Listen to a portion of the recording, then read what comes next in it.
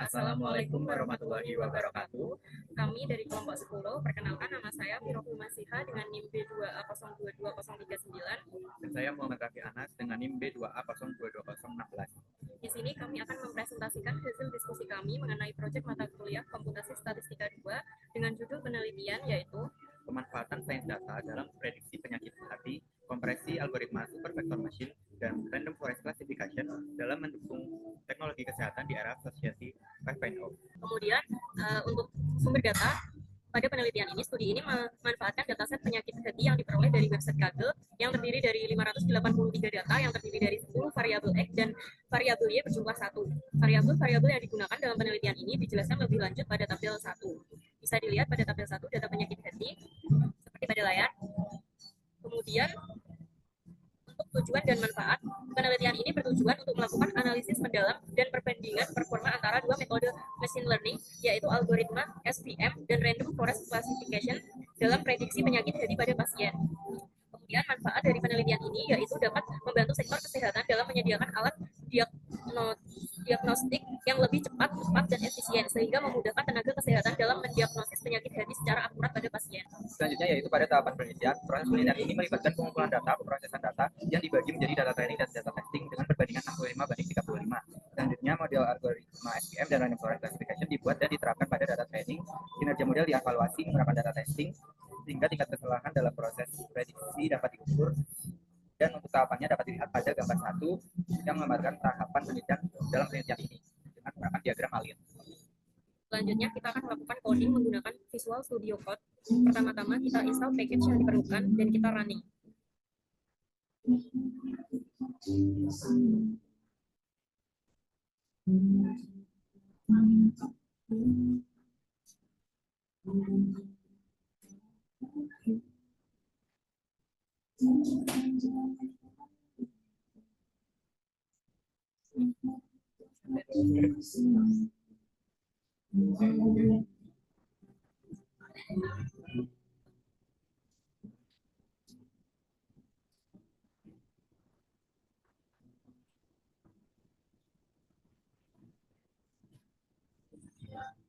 Lalu berikutnya kita import pandas dan NumPy dan kita running.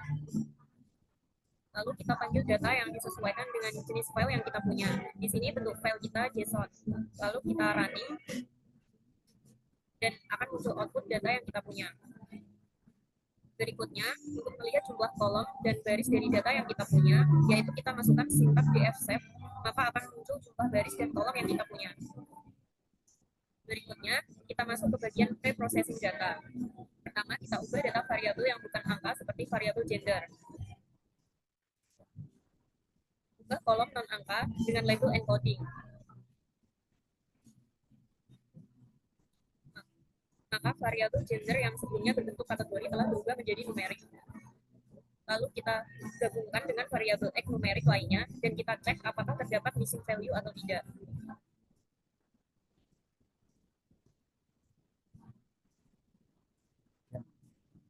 Dan akan muncul output seperti di layar yang menyatakan bahwa sudah tidak ada data yang missing value. Berikutnya, kita mencari statistika deskriptif untuk melihat nilai min, median, max, dan standar deviasi dengan sintaks yang ada di layar.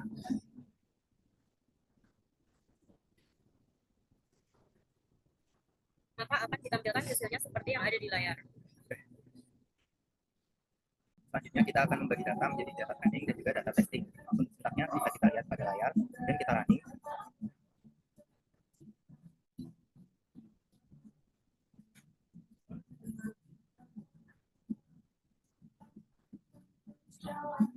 Lalu selanjutnya kita akan menghitung jumlah nilai yang hilang pada setiap kolom di data frame extend dan juga data frame extend. Lalu kita running. Di layar.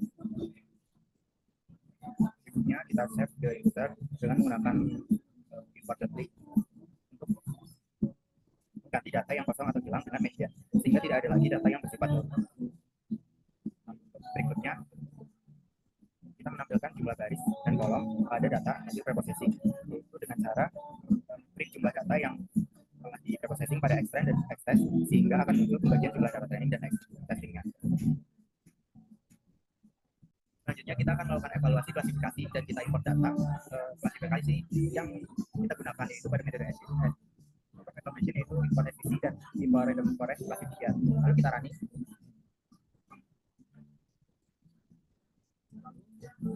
Untuk memastikan label encoder memiliki semua kategori unik, kita gabungkan extend dan extend untuk mencari masalah kategori yang hilang dan terapkan label encoding pada kolom objek. Jika sudah, kita akan kembali menjadi extend dan juga extend. Lalu kita running kita tersebut.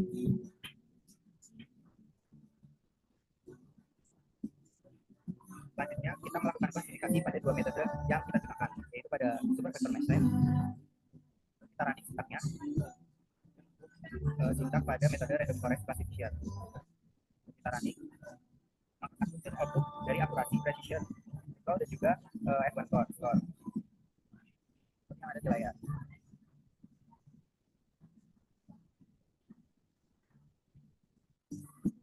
Kan kita dalam interpretasikan, kita gabungkan kedua hasil tersebut dengan menggunakan sintak berikutnya, yaitu yang ada di layar. Lalu kita running. Kita kalau functionnya, kita running hasilnya. Maka hasil klasifikasi dari kedua model yaitu SVC dan juga super vector. Maka hasilnya dari kedua metode tersebut yaitu super vector machine dan juga random forest akan digabung menjadi satu tempat. Terakhir yaitu kita akan membuat conclusion matrix pada kedua metode yang kita gunakan yaitu pada SVM dan juga random forest. Conclusion matrix yang kita gunakan ini berguna untuk mengevaluasi kinerja model klasifikasi data mining. Lalu kita running outputnya, kita running sintaknya, maka akan muncul outputnya seperti yang ada di layar. Selanjutnya, analisis hasil dan pembahasan. Untuk pembersihan data, setelah pemrosesan tersebut, jumlah data tetap berjumlah 583 dikarenakan nilai yang ada dilakukan dengan strategi median untuk mengisi nilai yang hilang, sehingga jumlah datanya tetap sama. Variabel yang digunakan meliputi umur, jenis kelamin, dan beberapa variabel lainnya. Dan pada dataset yang didefinisikan nilai 1, yaitu pasien dengan penyakit hati, dan nilai 2, pasien tanpa penyakit hati. Selanjutnya, analisis deskriptif terlihat pada tabel 2, deskriptif data. Untuk variabel-variabel berikut terlihat nilai minimal, rata-rata, maksimal, dan standar deviation sebagai berikut seperti di layar. Berikutnya ada metode SVM. Pada tabel 3 confusion matrix SVM, kita dapat melihat nilai dari true positif, false negatif, false positif, dan juga true negatif yang mengindikasikan confusion matrix ini menunjukkan bahwa model SVM yang digunakan untuk mengklasifikasikan penyakit hati cenderung bias terhadap kelas pertama, yaitu prediksi 1. Akibatnya, meskipun model cukup baik dalam mengenali kasus kelas 1 dengan 100 prediksi benar, model tidak dapat mengenali kelas 2 prediksi 2 sama sekali baik sebagai prediksi yang benar maupun salah. Lalu berikutnya itu pada tabel 4 performa metode SVM. Berdasarkan tabel tersebut menunjukkan performa yang baik dalam mengidentifikasi pasien dengan penyakit hati kelas 1 dengan precision dan dengan nilai precision, recall, dan F1 score yang dapat dilihat pada layar. Namun model gagal dalam mengidentifikasikan pasien tanpa penyakit hati kelas kedua. Lalu berikutnya yaitu pada metode random forest classification pada tabel 5. Dapat kita lihat juga nilai dari true positif, false negatif, false positif, dan true negatif yang dapat ditampilkan pada layar, yang mengindikasikan bahwa conclusion matrix ini menunjukkan bahwa model random forest memiliki sensitivitas yang baik, yaitu sebesar 85% dalam mengidentifikasikan pasien yang benar-benar terdiagnosis penyakit hati kelas pertama. Namun spesifitasnya cenderung rendah, yaitu sebesar 30%. Model sering salah mengklasifikasikan pasien tanpa penyakit hati sebagai positif dan gagal mengidentifikasikan beberapa pasien yang sebenarnya terdiagnosis penyakit hati. Lalu berikutnya yaitu pada tabel 6 performa metode random forest classification. Berdasarkan hasil yang ditampilkan pada tabel 6, model menunjukkan performa yang lebih baik dalam mengidentifikasi kelas pertama, yaitu pasien dengan penyakit hati dengan nilai precision, recall, dan F1 score yang ada di layar. Hal ini mengindikasikan bahwa model memiliki kemampuan yang cukup baik dalam memprediksi kelas 1 dengan sedikit kesalahan. Namun untuk kelas kedua, pasien dengan penyakit hati, performa model lebih buruk, yaitu dengan precision yang ada di layar.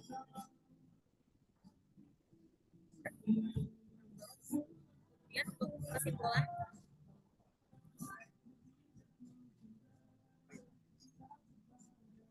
secara keseluruhan, random forest memberikan performa yang lebih baik dalam mendeteksi kedua kelas dibandingkan dengan SVM, meskipun terdapat ruang untuk peningkatan terutama dalam hal akurasi deteksi pasien tanpa penyakit hati.